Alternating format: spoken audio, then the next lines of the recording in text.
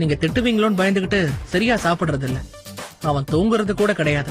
நீங்க பெரியவராச்சே, நீங்க தான் அவனை மன்னிக்கணும். என் மாமா வா என் செல்ல ஆலிங்.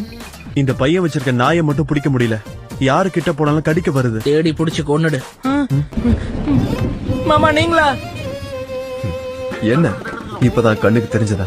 திடீர்னு பாசத்தை கொட்டுற? இப்பெல்லாம் எனக்கு சரியா பசிக்கிறதே இல்ல. பசிக்கிறது இல்லையா? பார்த்தா அப்படி தெரியலையே. உடம்பு நல்லாதான் இருக்கு பாக்கிறதுக்கு. நான் வரும்போது அவன் தப்பிச்சு போனா ஒரு 2 காலையை உடைச்சிருவேன். வாங்க மாமா. உனக்கு என் ஞாபகம் இருக்கா? முதல் முறையா சண்டேல ஜெயிக்கிறியோ? நீ என்ன காப்பாத்திருக்க, அதுக்கு நான் நன்றி சொல்ல மாட்டேன். அப்படியே சொல்லணும்னாலும் நல்ல விதமா எதுவும் சொல்ல மாட்டேன்.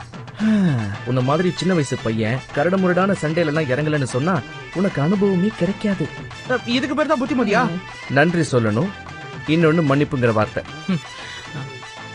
என்னால சொல்ல முடியாது, உன்னால என்ன பண்ண முடியும்? அந்த இனத்தோட அருமை பெருமை எல்லாம் உனக்கு எப்படி தெரியும்? அவங்க சட்டத்திட்டத்தை எல்லாம் உட்கார்ந்து எழுதிருக்கேன்னு. அவங்க சட்டத்திட்டத்தை உன்னை எதுக்கு எழுத சொல்ல போறாங்க? எனக்கு என்ன ஆசையா சொல்லு. அன்னைக்கு வந்து அவங்க அது எனக்கு கொடுத்த தண்டனை. ஆலை மண்டையும் பாரு. என்ன என் மேலே கை வைக்கிறல்ல? என் மாமா கூட என்ன அடிச்சது இல்ல. நிஜமாவா? ஆனா தினம் தினம் அவன் காலை உடைச்சிருவேன்னு